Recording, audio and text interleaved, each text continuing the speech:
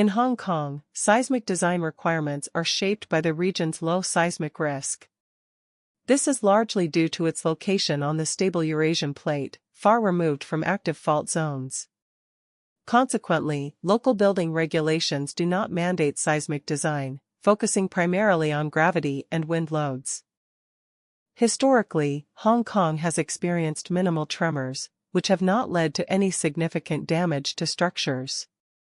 The region's geological stability has reduced the need for stringent seismic design regulations, highlighting a pattern of safety in local construction practices.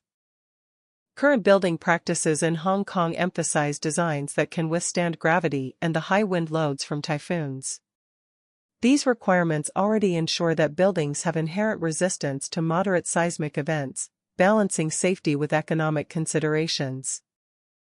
While mandatory seismic design is not enforced, authorities encourage voluntary seismic design for essential infrastructure projects.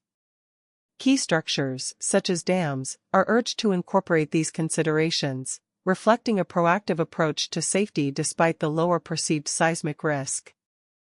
Hong Kong's current structural requirements are considered adequate for the local seismic risk.